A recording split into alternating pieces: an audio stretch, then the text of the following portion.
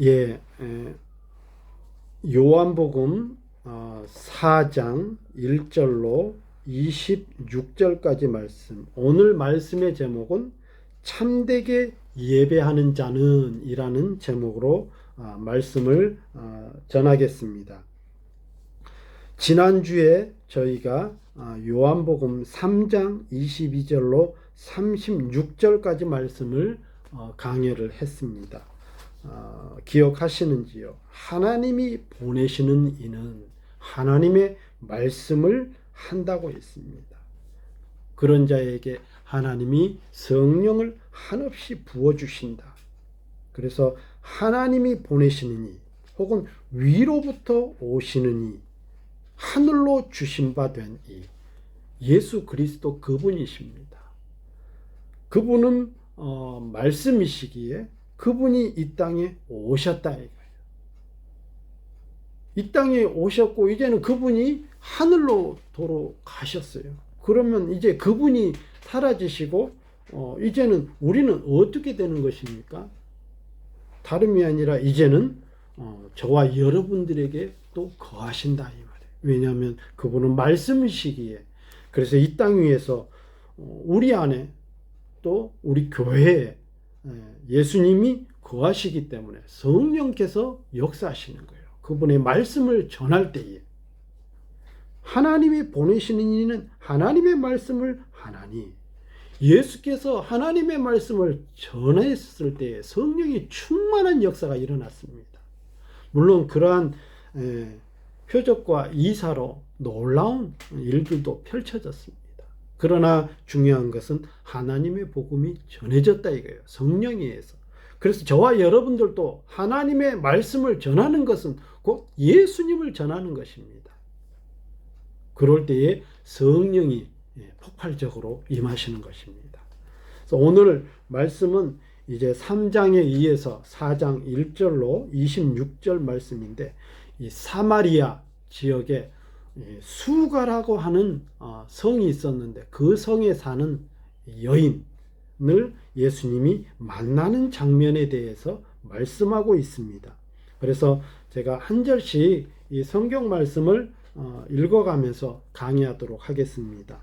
4장 1절에 예수께서 제자를 삼고, 그래서 제자를 삼는 것은 12제자를 말씀하기도 하겠지만 이미 예수님이 공생의 사역을 시작하셨다는 것 자체가 이미 12제자가 완성됐다 그렇게 볼 수도 있지만 제자를 삼으시면서 이미 공생애가 시작되어진 겁니다. 그래서 제자를 삼고 하는 것은 12제자에 포함될 수도 있지만 또 그를 따르는 예수님을 따르는 제자들일 수도 있습니다.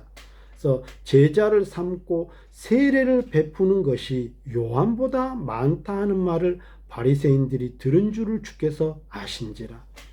세례 요한이 침례 즉 물 세례를 회개의 세례를 전하고 있었고 또 예수님도 이 침례 즉 물 세례를 베푸시는 상황들이 펼쳐지는데 이 바리새인들의 관심은 굉장히 숫자에 대해서 민감합니다.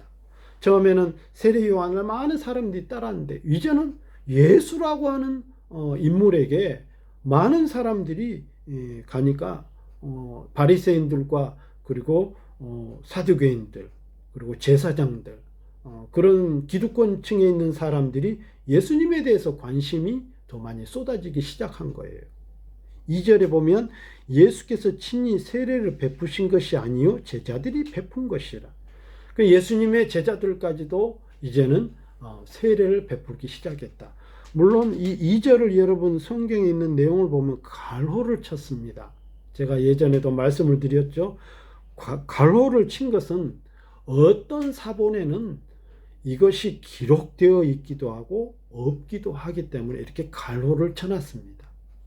그래서 여러분 성경 사본은 뭐 사회 사본 혹은 국난 사본 또 여러 가지 사본들이 많이 있는데 이 원문에 있는 성경을 왜 하나밖에 없으니까 뭐 70인역도 사본들이 있는데 이런 그 예수님을 따르는 자들이 이 한 개밖에 기록되어 있는 걸 가지고 다 볼 수가 없기 때문에 그것을 친히 베꼈다 이거예요. 그런 사본들이 발견되는 것들을 말하는데, 그런 사본들을 다 모아가지고 이 성경을 완성한 거예요. 그런데 2절에 있는 것처럼 이렇게 갈로가 쳐진 것은 대부분 이 내용이 있기도 하고, 또 어떤 곳은 빠진 경우도 있기 때문에 이렇게 표시를 해 놓은 겁니다. 그리고 3절에 유대를 떠나서 다시 갈릴리로 가실새 사마리아를 통과하여야 하겠는지라. 오늘 이 사마리아에 있는 수가성 여인을, 즉 사마리아 여인이죠. 사마리아 지역의 여인인데, 이 사마리아 지역에 대해서 우리가 좀 생각해 볼 필요성이 있습니다. 왜냐하면 이 사마리아 지역은 유대인들과 그리고 이방인들 사이에 결혼을 해서 즉 섞였다 이거예요. 인종이 믹스드가 됐는데, 섞인 그러한 인종들이 모여 사는 지역이 바로 사마리아입니다. 즉 이스라엘 지역 가운데 이 가운데 지역에 있어요. 왜 하필이면 외곽 지역도 아니고 이 가운데 지역이, 맨 위에가 갈릴리 바다가 있습니다. 그리고 이 유대 이스라엘 지역의 지도를 보면 맨 아래 보게 되면 사해 바다가 있어요. 그래서 그 갈릴리 바다에서는 예수님의 제자들을 부르셨죠. 그리고 사해 지역 옆에가 베들레헴이 있고, 그리고 예루살렘이 있어요. 그런데 그 중간에가 바로 이 사마리아 지역이 있었다 이거예요. 그러니 당연히 유대 지역에서 사마리아 지역을 통과해 가지고 예루살렘으로 올 수밖에 없고, 혹은 예루살렘에서 유대 지역으로 가려면 사마리아 지역을 통과해서 갈 수밖에 없는 구조예요. 그런데 이 사마리아 지역은 예전에 BC 약 700년 전이죠. 그 당시에 북쪽 이스라엘, 남쪽 유대, 그래서 유다하고 이렇게 나뉘어서 두 나라로 된 상황이 벌어졌는데, 제일 먼저 멸망한 곳이 북쪽 이스라엘입니다. 이때 북쪽 이스라엘이 바벨론에 의해서 멸망을 당했을 때에, 그때 많은 유대 가운데 유력하고 또 쓸만한 인물들 다 뽑아서 다 잡아갔어요. 그리고 남겨진 여자들과 혹은 이스라엘 백성들, 그리고 또 이 바벨론이 전 제국을 이렇게 점령해 나가고 통일시켜 나가면서 많은 이방인들을 또 이 남아 있는 이스라엘 백성들의 있는 곳에 많이 또 옮겨다 놓았다 이거예요. 포로들을.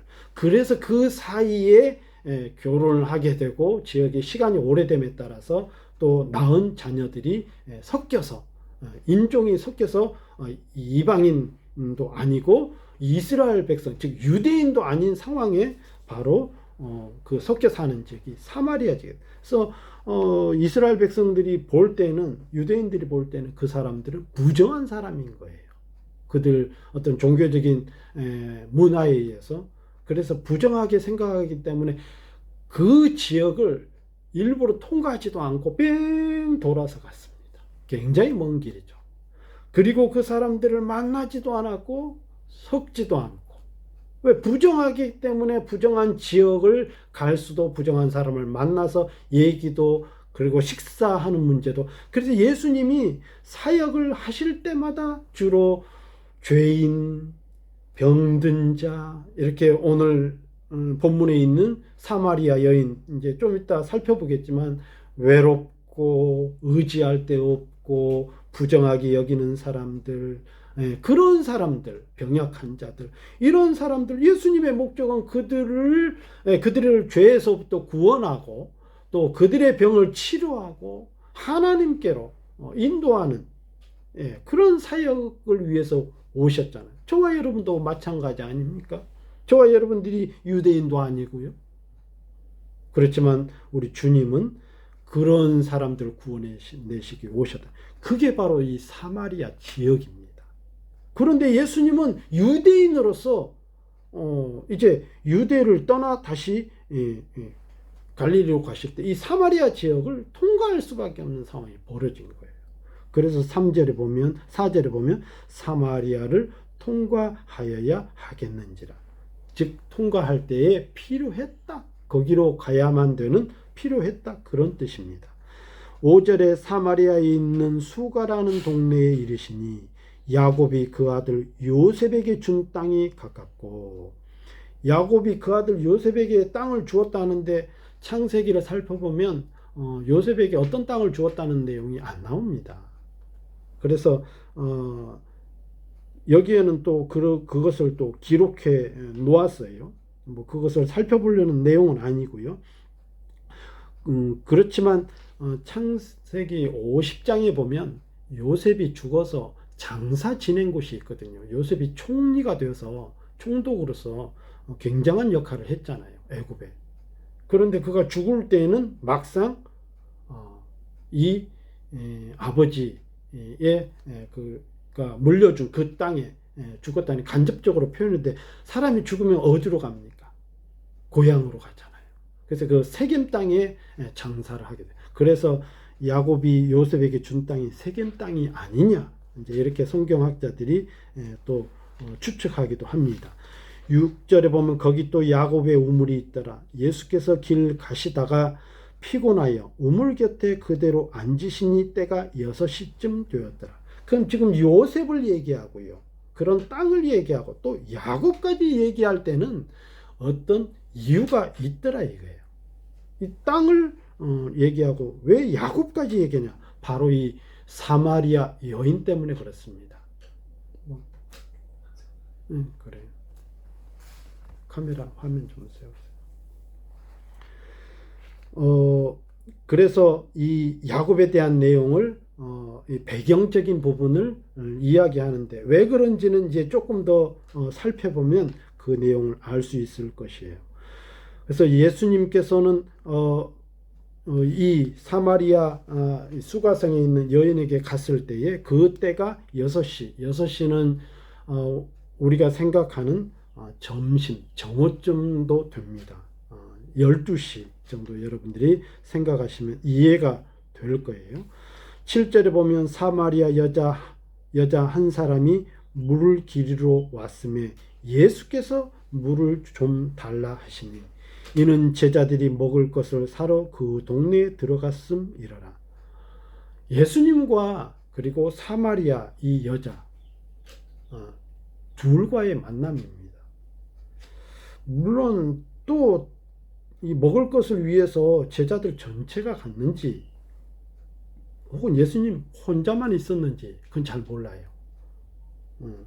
하지만 지금 상황 봐서는 예수님과 혹은 이 사마리아 여자 둘만 있는 것으로 어떤 기술이 되어 있지만, 그러나 이 내용을 보고 또 듣고 그것을 기록한 자가 요한이 아니겠습니까? 저는 예수님과 이 여인이 단 둘이만 만났다 그렇게 생각은 안 들어져요. 이것을 보고 듣고 기록을 해야 되니까. 그래서 지금 상황에 제자들이 먹을 것을 사러 갔고 예수님이 그 사마리아 여인에게 물을 달라 하니까, 이 9절에 보면 사마리아 여자가 당신은 유대인으로서 어찌하여 사마리아 여자인 나에게 물을 달라 하나이까 하니 이는 유대인이 사마리아인과 상종하지 아니함이러라.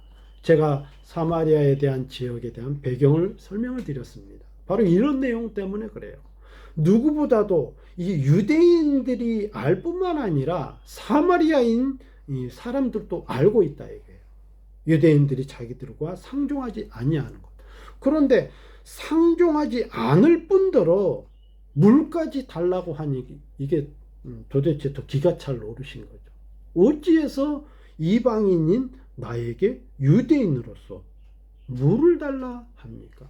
부정하고 또 죄인으로 취급받는 그것도 여자인 나에게 어찌하여 유대인으로서 나에게 물을 달라 합니까? 10절에 예수께서 대답하여 이르시되 네가 만일 하나님의 선물과 또 네게 물을 좀 달라 하는 이가 누구인 줄 알았다면 네가 그에게 구하였을 것이요 그가 생수를 네게 주었으리라.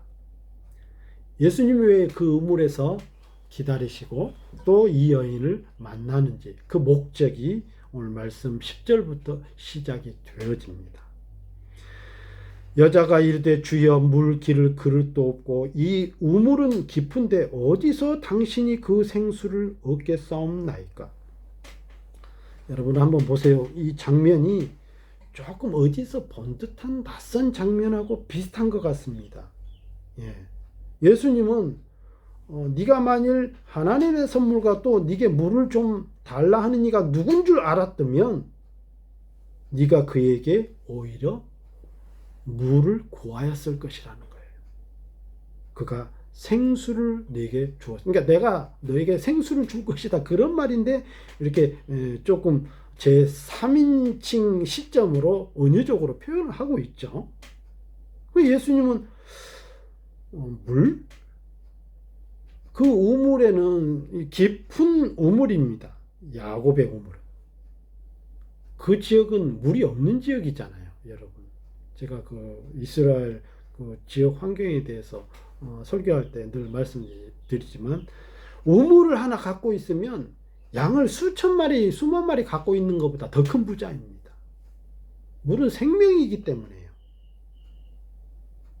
그런데 여자가 볼 때는 이 우물에는 반드시 물기를 바가지가 있어야 돼요. 바가지에는 뭐가 달려 있어야 돼요? 줄도 달려 있어야 돼요. 그걸 갖고 오는 거죠. 자기들이. 우물은 있지만 늘 그게 비치가 되어 있는 게 아닙니다. 그냥 예수님이 당신은 물기를 그릇도 없고 이 우물은 깊은데 어디서 당신이 그 생수를 구해서 나에게 그 생수를 줄 수 있단 말입니까? 이렇게 묻는 거예요. 예수님은 관심이 이 사마리아 여인에게 영원한 생수, 즉 복음, 영혼에 관심이 있는데 이 사마리아 여인은 거듭나지 않았기 때문에 말 그대로 액면가 그대로 물 그대로 아니 우물 기를 그릇도 없으시면서 어떻게 나에게 물을 줄 수 있습니까? 여러분 이제 기억나시겠습니까? 요한복음 2장에 니고데모에 대한 상황이요. 2장 말미에 니고데모는 성경에 대해서 꽤나 구약에 대해서 너무너무 많이 알았던 사람이에요. 그런데 물과 성령으로 거듭나지 않았기 때문에 그의 영성의 상태는 제로였습니다. 이 여인은 성경에 대해서 그렇게 해박하거나 알거나 단지 그의 조상 때부터 비록 유대인하고 이방인이라고 섞였지만 그래도 종교성은 들은 건 있잖아요. 예배 나중에 보면 예배에 대한 이야기도 하거든요. 이 여인이 예배 얘기도 하는 거 봐서는 그냥 성경에 대해서 어렴풋이 그냥 귀동냥으로 혹은 문화적으로 알아왔던 것이 전부인 이 여인, 전문적으로 프로페셔널 하지 않는 이 여인이나 니고데모나 거듭나지 않게 되면 영성의 상태는 제로다 이거예요.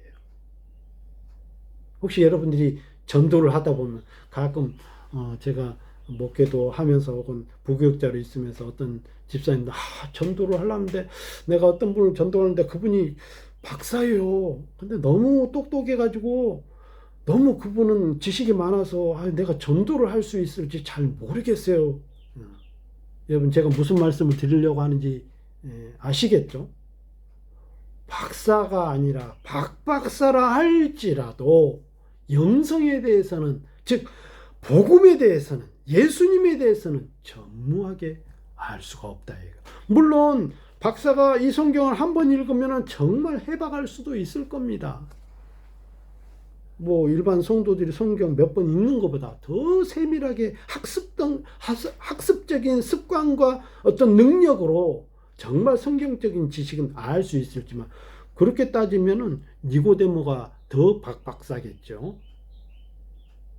근데 어떻게 내가 거듭날 수 있습니까? 내 이렇게 크고 늙은 이 몸뚱아리가 다 늙으신 곧 돌아가시게 될 그 어머님 그 모태로 다시 들어가야 됩니까? 이렇게 대답하고 있잖아요. 이 여인도 마찬가지래. 당신이 두레박도 없고 물 굴른 기름 줄도 없는데 어떻게 나한테 물을 준단 말입니까? 지금 그런 상황이라는 거예요. 이게 영성의 상태입니다. 자신감을 가지세요. 전도하실 때. 돈이 많습니까? 뭐 어떤 권력이 높습니까? 영향력이 있습니까? 나하고 견주어서 세상적으로 볼 때에 야, 이거 비교가 안 될 만큼 지식도 높고 넓고 어떤 프로페셔널하고, 여러분 관계없습니다. 복음은, 예수님은 여러분과 함께 하신다 이거예요.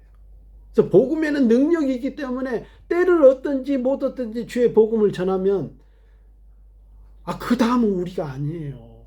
복음 대신, 말씀 대신, 말씀은 하나님이시죠. 그분이 그 안에 들어가서, 이미 우리는 전했기 때문에 그 안에 들어가서 역사를 하더라 이거예요. 여러분 확신을 가지고 전도하시기 바랍니다. 예수님이 우리 형제님을, 우리 자매님을, 우리 누구누구씨를 사랑하셔서 또 구원해 주시기를 바라신다는 복음을 전해도 아무 문제 없다 이거예요. 11절에 12절에 보면 우리 조상 야곱이 이 우물을 우리에게 주셨고, 왜 아까 요셉 얘기, 야곱 얘기 하는지 여기 보면 나오죠. 왜냐하면 그들의 신앙의 세계관이 이미 야곱에 맞춰져 있어요. 여러분, 유대인들의 국가 이름이 뭡니까? 이스라엘 아닙니까? 야곱의 이름이 이스라엘이잖아요. 그러니까 그들의 신앙은 우리의 조상은 야곱이다. 우리의 조상은 아브라함이다. 우리의 조상은 다윗이다. 이렇게 얘기하는 거예요. 그들의 세계관입니다. 그들의 전부라고 할 수 있는. 그래서 야곱 얘기를 하는 거예요. 우리 조상 야곱이 이 우물을 후손인 우리에게 주셨고, 또 여기서 자기와 자기 아들들과 짐승이 다 마셨는데 당신이 야곱보다 더 큽니까? 우리의 조상은 야곱이다. 그렇죠. 자기들의 이게 피의 생명의 뿌리가 야곱이다 이렇게 말하는데, 그런 야곱보다 당신은 더 큽니까? 지금 그걸 얘기하고 있으니 생각해 보세요. 어마어마한 이야기잖아요. 교회지만 예를 들어서 이해를 돕고요. 우리의 조상은 당군이다. 당신이 당군보다 더 큽니까? 그런 얘기하고 똑같은 거예요. 예수님이 말씀을 하십니다. 13절에 이 물을 마시는 자마다 다시 목마르려니와 내가 주는 물을 마시는 자는 영원히 목마르지 아니하리니 내가 주는 물은 그 속에서 영생하도록 솟아나는 샘물이 되리라. 여러분, 지금 이 우물가에 먼저 도착한 사람은 예수님입니다. 그리고 누군가를 기다렸죠. 그래서 온 사람이 바로 이 사마리아 수가성에 사는 여인입니다. 쉽게 사마리아 여자 이렇게 하십시다. 수가성 여인 이러든지. 이 수가성 여인이라 이 말이에요. 이 여인이 왜 왔습니까? 물을 길르러, 혹은 물이 필요해서. 여러분, 물이 없으면 죽잖아요. 우리 몸의 68%가 우리 몸 구조의 68%가 물이에요. 우리 물은 대부분 물로 이루어졌다고 해도 과연. 지구의 68%, 약 70%가 물이에요. 몸에, 우리 사람의 똑같아요. 그러니까 지구도 보호를 해야 돼요. 70%가 물이에요. 공교롭게도. 근데 사람이 1에서 3%가 부족하면, 평균 2%가 부족하면 갈증을 느낀답니다. 아마 그래서 2% 부족하면 이온 음료 선전을 아마 그래서 써먹나 보죠. 뭔가 나는 2%가 부족해, 갈증이 있다는 그런 뜻이에요. 그럼 갈증 때문에 우리의 생명을 위협하는 건 아닐 거예요. 근데 한 5%가 부족하면, 우리 몸에 5%의 물이 부족하면 실신 상태가 돼요. 그리고 약 12%가 부족하게 되면 죽습니다. 금식할 때 물 먹잖아요. 물 때문에 40일을 버티는 거예요. 단식하면 12일이면 죽습니다. 단식하면 12일이면 죽어요. 물이 싹 빠져나가거든요. 왜? 단식은 물을 하나도 안 먹기 때문에. 제가 그래서 단식을 한 9일 정도 했어요. 남자들이 보통 짧게는 뭐 9일 혹은 12일, 여자들은 한 15일 간다 그러대요. 왜냐하면 지방이 더 많이 있어서. 물이 없으면 12%만 없어도 사망이에요. 물은 곧 생명입니다. 물을 길르러 가는 것, 물을 뜨러 가는 것. 물이 없이는 우리 음식이든 뭐든 물이 없으면 예수님의 관심은 이 여인에게 있어서 가장 필요로 하는 게 생명이라는 거죠. 이 여인에게 있어서 가장 필요로 하는 것은 물입니다. 예수님은 이 여인의 생명에 관심이 있고요. 그래서 대화가 똑같이 시작됐지만 전혀 다르게 펼쳐지고 있는 것을 우리는 알아야 해요. 영성에 관한 문제입니다. 그래서 이 물을 마시는 자마다 다시 목마르는, 그렇죠. 우리 물 마시면 조금 시간 지나면 이 몸에는 자동적으로 배출 능력이 있거든요. 땀으로 날아갔던, 혹은 화장실 가서 또 대소변을 보던, 예, 배출이 되게 되어 있어요. 조금 지나면 그래서 또 보충을 해주는 것입니다. 다시 목마른, 내가 주는 물을 마시는 자는 영원히 목마르지 아니하리니 내가 주는 물은 그 속에서 영생하도록 솟아나는 샘물이 되라. 여러분, 물 먹는데 예수님이 주는 물은 이 속에서 계속 샘솟도 솟아난대. 이 여자가 볼 때 주여, 15절에 그런 물을 내게 주사 목마르지도 않고 또 여기 물 기르러 오지도 않게 하옵소. 맨날 물 기르러 오는 게 얼마나 귀찮아요, 그게. 그 남자들이 없는데 그 여자들을 시키잖아, 이거. 힘든 일을. 그리고 물을 다시 안 마신다고 하니 얼마나 좋아요. 우리가 생각할 때는 물 대신에 다른 걸 먹으면 되지. 그런데 이 당시 상황은 그렇지가 않아요. 그리고 지역적으로도 지금도 그렇고요. 여기는 물이 너무 많잖아요. 그러나 그 지역은 물은 너무너무 귀한 곳입니다. 물이 보관도 안 돼서 오죽하면은 이 물을 발효시켜서 보관을 하겠어요. 포도주로. 왜냐하면 더우니까 조금 있으면 몇 시간만 지나면 부패하거든요. 우물에서 길러야 돼. 저 지하 수십 미터 있는 데서 길러야 그게 보관이 되니까. 예. 그러니 그런 물을 내게 주소. 목마르지도 않고 또 물 기르러 오지도 않게 하옵소서. 그런데 예수님은 여기서 결론을 내리지 않고 또 다른 문제를 건드려요. 16절에 보면 예수께서 이르시되 가서 네 남편을 불러오라. 아니, 물 기르는데 왜 갑자기 남편을 불러요? 왜? 네 남편 좀 불러와, 이놈 새끼. 내가 혼 좀 내주게. 이 물 기르러 오는 거 여자들 시키고 말이야. 이래서 예수님이 부르라 하겠어요? 상종도 안 하는데 이해가 안 되잖아요. 즉, 이 대화 상으로 정말 동문서답이지. 그 물 좀 주세요 하니까 예수님의 답은 그래, 내가 줄게, 이게 아니라 가서 네 남편을 불러오라. 여러분, 그런 것 같아요. 우리의 부족한 부분들, 우리의 죄악된 부분들, 우리의 연약한 부분들이 복음에는 가장 어울립니다. 복음 중에 복음인 마태복음 5장, 6장, 7장 산상수, 그것도 첫머리 3절부터 보세요. 심령이 가난한 자는 복이 있나니. 심령이 가난하지 않으면 복이 없어요. 배부르고 등 따시고 가진 것 많고 그러면 죄짓게 되어 있어요. 근데 배고프고 억울해하고 애통해하고 그런 자들은 천국이 가까워요. 그런 사람들에게 복음을 주면 복음이 잘 전해집니다. 예. 네 남편을 불러오라. 여자가 대답하여 이르되 나는 남편이 없나이다. 예수께서 이르시되 네가 남편이 없다 하는 말이 옳도다. 너에게 남편 5이 있었고 지금 있는 자도 내 남편이 아니니 네 말이 참되도다. 여자가 이르되 주여 내가 보니 선지자로소이다.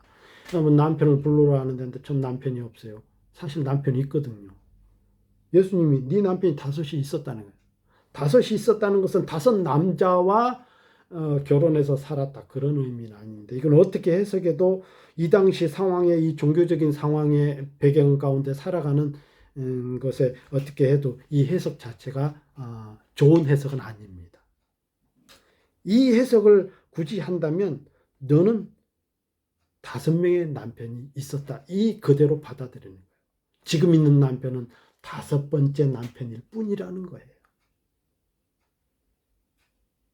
그런데도 이 5번째 남편이 이 여인에게 대답은 저는 남편이 없어요. 무엇을 의미합니까? 남편은 뭡니까, 여러분? 요즘도 그것이 많이 합당한 말인지 모르겠습니다만 아내도 마찬가지지만요. 남편이 없다. 남자에게 있어서 아내가 없다. 더군다나 지금 2000년도 더 된 2100년 전에 남편이 없다. 이러는 것은 그렇죠. 굉장히 남존 여비 사상이 팽배한 이 이스라엘 그 유대인들의 오랜 문화나 우리 한국의 옛날 문화나 비슷하거든요. 남편이 없다는 것은 5번째 남편은 있으나 그녀에게 있어서 남편이라고 하는 존재는 참 평안과 위안과 의지가 아님을 고백하는 내용입니다.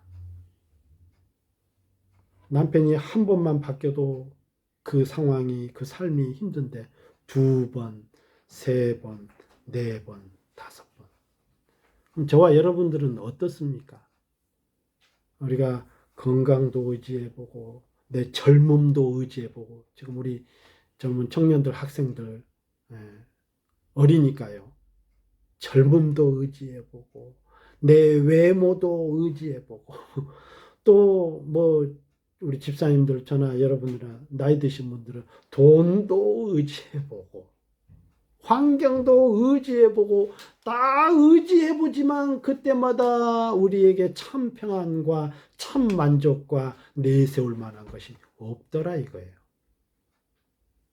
이 여인에게는 절대적인 거죠. 난 남편 없습니다. 그 예수님 하신 말씀이 네 남편이 없다고 하는 말이 맞다. 너에게 남편이 5 있었지만 지금 있는 자도 네 남편이 아니니 네 말이 참되도다. 아니 자기는 얘기도 안 했는데 5명의 남편이 있었다는 걸 말씀하니 이 여인에게 있어서 주여 내가 보니 선지자로소이다. 이 정도 되면은 이 거듭나고 변화가 된 것 같지만 사실은 아니에요. 물과 성령으로 거듭나지 아니하면 예수님을 제대로 바라볼 수 없습니다. 계속 읽어가 보겠습니다. 우리 조상들은 이 산에서 예배하였는데 당신들의 말은 예배할 곳이 예루살렘이 있다 하더이다. 지금 선지자 얘기를 하고 있습니다. 여인이. 그러니까 선지자라고 하는 말은 즉 종교성, 신앙에 대한 부분을 지금 또 화제로 옮겨져 가고 있는 내용입니다. 그래서 그들은 우리의 조상들은 이 산에서 예배하였는데 당신들의 말은 예배할 곳이 유대인들은 당연히 예루살렘이죠. 메시아가 날 곳이니까. 그렇지만 이 사마리아 사람들에게 있어서는 예루살렘은 가까이 할 수 없는 곳이니까 당연히 자기들은 야곱이 자기들에게 물려준 땅 세겜성이 있는 곳, 지금 사마리아 사람들이 거하는 곳, 그곳에서 예배하는 것이 마땅하다. 이렇게 대답할 때에 예수님께서 21절에 하신 말씀, 여자여 내 말을 믿으라. 따라하십시다. 내 말을 믿으라. 내 말을 믿으라. 내 말을 믿으라 하는 것은 직역하면 나를 믿으라 그런 뜻입니다. 여자여, 오클랜드 행복교회 성도들이여, 내 말을 믿으라. 나를 믿으라. 이 산에서도 말고 예루살렘에서도 말고 너희가 아버지께 예배할 때가 이르랴. 나를 믿으라. 너희가 아버지께 예배한다 하는 것은 아버지를 예배할 것이다. 아버지를 예배. 그러니까 나를 믿으라. 그리하면 너희가 아버지를 예배할 것이다. 그런 뜻입니다. 직역하면. 그런데 이 산에서도 말고 예루살렘에서도 말고. 여러분, 예배는 어떤 거룩한 장소가 있는 것이 아닌 교훈을 우리가 얻어야 합니다. 대부분 타 종교는요, 성지가 있습니다. 그래서 어떤 성지로 가야만, 그래서 1년에 꼭 한 번씩, 지금 인도 보세요. 특히 이슬람 혹은 힌두교 혹은 불교가 됐든 자기들의 그 거룩한 장소에 가야만, 성지가 반드시 있기 때문에 그곳에 가야만 그 신의 대상을 만날 수가 있는 거예요. 근데 우리 기독교는 성지가 없네. 우리 하나님을 믿는 사람들이 예루살렘에 가야만 주님을 만나다. 그 이단입니다. 지금 이단들 보세요. 오직 우리 종교에, 우리 예배당에, 우리 여기에 들어와야만 우리 하나님의 자녀가 되고 구원을 한다. 이거 아니에요. 기독교는 성지가 없습니다. 성지가 없는 유일한 종교이기도 합니다. 그것은 예수 그리스도를 믿는 믿음 때문에 그래요. 가장 거룩하시고 성전이 되시는 예수 그리스도를 믿기 때문에 성지가 없는 겁니다.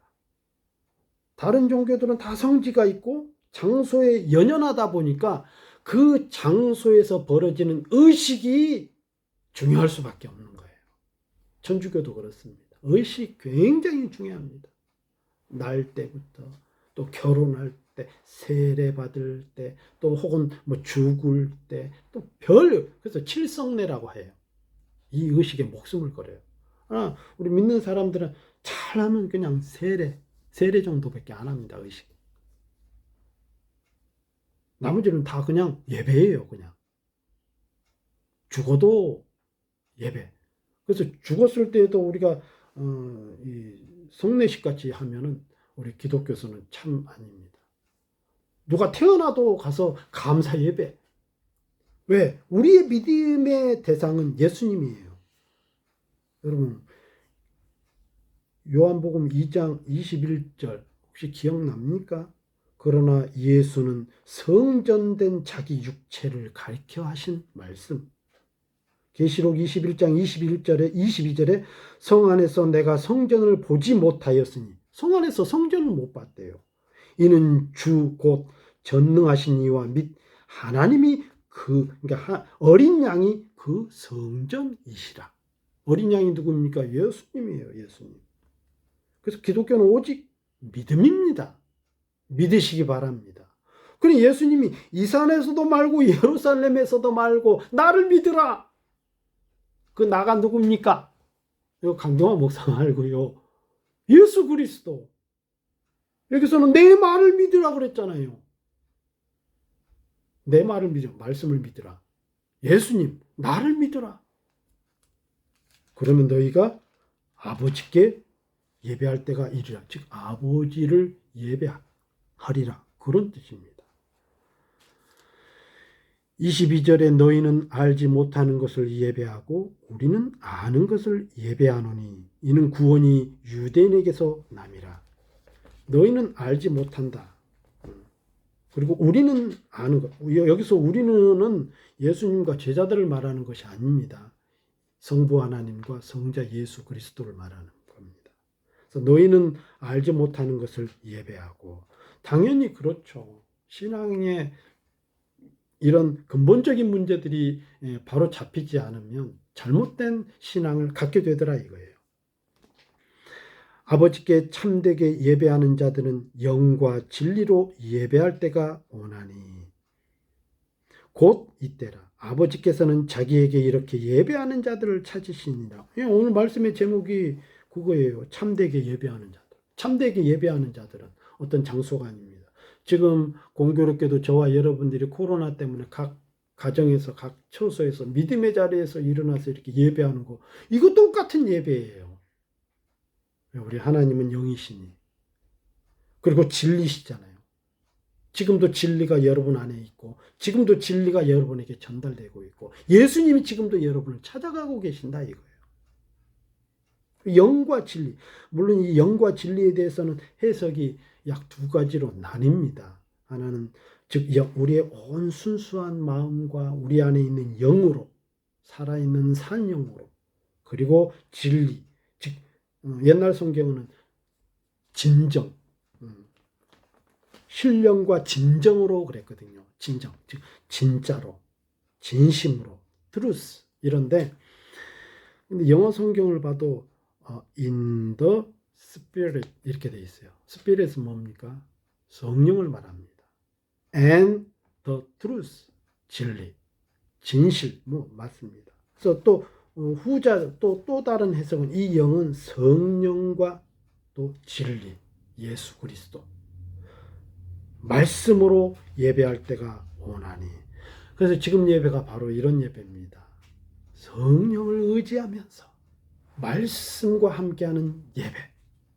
성령과 진리로 예배할 때가 오나니 곧 이때라 지금이라는 거예요. 예수님이 오신 이후에. 그 예수님이 과감하게 사마리아 지역으로 들어가신 겁니다. 유대인임에도 불구하고 부정하게 여기고 이방인과 유대인과 섞여 있는 부정한 죄인인 그들 지역에 들어가서 그 여인에게 물을 달라 하심으로써 혹은 그 남편 그 여인이 가지고 있는 가장 해결하지 못한 의지할 대상도 없는 외로운 자 어떤 삶을 향해서 달려가 보지만 그 삶은 늘 자신의 영혼까지도 가람이 해결이 되지 않는 그런 문제. 혹시 저와 여러분들에게도 그런 문제가 있습니까? 예수 그리스도 그분을 영접하세요. 예수 그리스도 그분을 믿으세요. 내 말을 믿으라. 그리하면 너희가 참으로 영과 진리로 예배할 때가 오나니 그때가 바로 지금이고 아버지를 예배하리라. 저와 여러분들이 지금 예배하고 있잖아요. 하나님은 영이시니 예배하는 자가 영과 진리로 예배할지니라. 23절을 24절 그대로 반복하고 있습니다. 얼마나 중요하면 다시 반복하기. 하나님의 말씀은 반복하는 일이 별로 없어요. 왜냐하면 반복한다는 것은 너무너무 중요하기 때문에 이미 한마디 던지면 그 자체가 말씀입니다. 그런데 우리 때문에 다시 반복하고 있는 거예요. 그런 예배를 드리는 자를 우리 하나님은 찾는다. seek 찾고 계신다. 그런 뜻입니다. 여러분 이 아버지께라고 표현한 부분도 기억해야 합니다. 아버지라고 하는 것은 하나님께 그래야 되는데 아버지께 아버지를 왜 이렇게 표현하냐 이 말이에요. 굉장히 친근한 표현입니다. 아버지라고 표현한 것은 father잖아요. 하나님 God이라고 표현하지 않고요. God 그러면 종교성인데 아버지 그러면 너무 친근하고 너무 인격적이고 즉 하나님은 우리의 예배가 인격적인 만남이 되기를 원하시는 거예요. 비인격적이다는 건 무슨 의미입니까? 인격적이지 않은 보지 못하고 듣지 못하고 알지 못하고 깨닫지 못하고 누군가 이렇게 대화를 하다 보면 내가 뭐 또 제3자가 있으면 주로 대화하다 보면은 누가 얘기를 꺼내면 말을 놓칠 때가 있고 또 건성으로 들을 때가 있잖아요. 혹은 내가 인터넷을 보다가 대화를 하면 그렇잖아요. 그러면 그 말하는 사람이 야 이거 완전히 건성으로 들어 영혼이 없네 대답이 내가 물었는데 그래 이게 건성으로 대답은 영혼이 없잖아요. 그 얘기야 인격적이지 않다. 인격적인 진실한 정말 영어로 표현한 뭐예요? 시리어스 진지하지 않다 이 말 아니에요? 그러니까 리얼 즉 트루스 진짜 예배 in the spirit and in truth 성령으로 말미암는 진짜 예배 진리의 예배 성령을 의지하고 여러분 진리는 지난주에도 말씀드렸고 저지난주에도 말씀드렸죠. 진리 즉 우리가 하는 말씀은 뭐냐 말씀 대신 예수 그리스도 즉 이 예배는 성령을 의지하면서 예수 그리스도를 믿는 믿음, 그러니까 예수 그리스도를 믿는 믿음이 뭐냐? 또 다시 물으면 그분이 우리를 위해서 행하신 일. 즉 예배는 주일 예배는 항상 그래서 감사 예배입니다. 나를 하나님의 자녀 삼으시고 나의 죄를 다 씻기시고 구원하신 십자가에 못 박으신 그 주님을 기념하면서 감사하면서 드리는 예배. 그게 진짜 예배라는 거예요. 그게 빠지면 안 된다는 거예요. 그런 감사한 마음이 우리 마음 가운데 성령으로 말미암아 가득하면 그게 리얼 예배야. 리얼. 우리 온 인격적인 예배. 그럼 감사한데 감사해. 하나님 감사해요. 이 영혼이 빠지면 되겠냐 이 말이에요. 설레고 혹은 때로는 그 감사가 넘치다 보니까 내 자신을 돌아보면 회개가 일어나는 거 아닙니까? 하나님 죄송해요. 나에게 그런 은혜를 주셨는데 내가 또 지난 한 주간 범죄했네요. 내가 곧 길이요 진리요 생명이니 나로 말미암지 않고는 아버지께로 올 자가 없느니라. 요한복음 14장 6절. 계속 요한복음 다 엮여 있어요. 예수님 아니면 참되게 아버지께 갈 수 없다. 여러분, 우리가 아버지께 갈 수 있는 건 뭡니까? 예배 아닙니까? 우리 하나님 아버지를 만나러 가는 것은 예배 드리러 가는데, 근데 그분께 온전히 예배 드리려면 예수님 그분이 빠지면 안 된다 이 말이에요. 예수님에 대한 감사. 나의 모든 부족한 부분들을 오늘 또 깨끗게 해주신 그 은혜 감사. 예. God is our spirit. 하나님은 영이시니. They that worship him must worship이에요. must worship him. 그러니까 must는 뭐예요? 반드시 선택이 아니에요. 반드시. 하나님은 영이시니 예배하는 자가 영과 진리로 반드시 예배할지니라. 이 반드시를 써놔야 된대. 한글로. 반드시를 안 써놨나 모르겠네. 영어 성경에는 must를 썼거든요. God is a spirit and they that worship him must worship him in spirit and in truth. 이렇게 했어요. 그러니까 성령 안에서 말씀 안에서 즉 진리 안에서 그에게 예배하는 자는 반드시 성령 안에서 말씀 안에서 반드시 예배할지니라. 이런 내용이에요. 참된 예배는 예수 그리스도를 믿는 믿음으로 아버지를 예배하는 것입니다. 반드시 성령 안에서. 25절 여자가 이르되 메시아 곧 그리스도라 하는 이가 오실 줄을 내가 아노니 그가 오시면 모든 것을 우리에게 알려주시리다. 요 25절 내용을 봐도 아직까지도 거듭 안 났어요. 아 그래요? 그럼 그리스도라는 그분이 오시면 내가 그 모든 것을 그분이 오시면 나에게 그분 알려주시겠네요. 그 앞에 있는데 그래 예수님 하신 말씀 예수께서 이르시되 네게 말하는 내가 그다. I am he. 내가 그다. 하시니라 하고 맞춰요. 이 I am he. 내가 그다 하고 하는 그 헬라어로는 에고 에이미. 요 신학교 때 많이 배웠던 내용인데 이 내용이 요한복음에만 7번 나옵니다. 번역하면 I am the Messiah입니다. 내가 그 메시아다. 그런 뜻이에요. 내가 곧 메시아다. 너희가 기다리는 메시아가 곧 나다. 그런 내용입니다. 오늘은 26절까지 말씀을 맺겠습니다. 요한복음 7장 37절에 보면 누구든지 목마르거든 내게로 와서 마시라. 오늘 여기 있는 말씀이 또 요한복음 7장으로 또 연결이 됩니다. 나를 믿는 자는 성경의 이름과 같이 그 배에서 생수의 강이 흘러나오리라. 이 여인에 대한 궁금증과 우리가 성경을 읽으면 여기에 대한 답이 요한복음 7장 37절에 나와요. 누구든지 목마르거든 내게로 와서 마시라. 나를 믿는 자는, 즉 나를 믿을 때에 성경의 이름과 같이 그 배에서 생수의 강이, 즉 목마르지도 가라지도 우리의 인생의 물질도 건강도 환경도 젊음도 외모도 어떤 것도 의지를 해보지만 그것이 나를 해결해 줄 수 있는 문제가 아니라는 걸 오늘 말씀을 통해서 해결해 주시더래요. 예.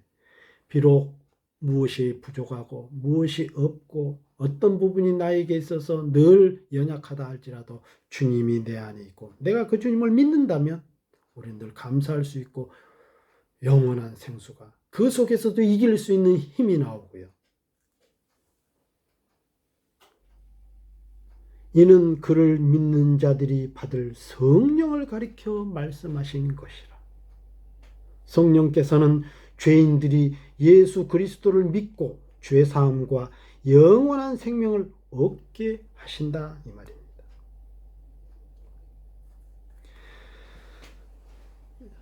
여러분, 이제 요한복음 4장 오늘은 1절부터 26절까지 말씀을 또 맺고 있는데요. 또 다음 주도 마찬가지입니다. 이 사마리아 수가성 여인에 대한 내용을 계속 할 텐데요. 이제 우리가 흩어져서 예배를 다 드리고 있지만 이 예배는 우리가 예배당에서 드리는 예배나 별반 차이가 없다는 것을 여러분 깨달으시기 바랍니다. 우리 하나님은 지금도 여러분이 있는 그 자리에서 정말 온 중심을 다해서 성령을 의지하면서 정말 나를 위해서 행하신 구원의 그 모든 일들을 기억하면서 감사하면서 하나님께 기대하면서 드리는 인격적인 예배를 기다리신다는 것을 깨달으시는 마음으로 또 한 주간을 살아가시기를 주의 이름으로 축원합니다. 기도합시다. 하나님 아버지 고맙고 감사합니다. 오늘 저희들에게 또 이렇게 말씀으로 찾아와 주시고 또 성령으로 함께 하셔서 복된 예배로 또 드리게 하시고 또 말씀을 통해서 깨닫게 해주시니 감사합니다. 우리가 드려지는 예배가 하나님이 기뻐하는 예배가 될 수 있도록 이제 또 말씀 주신 것처럼 늘 사모하는 믿음으로 예배하도록 은혜 베풀어 주옵소서. 감사드리며 예수님 이름으로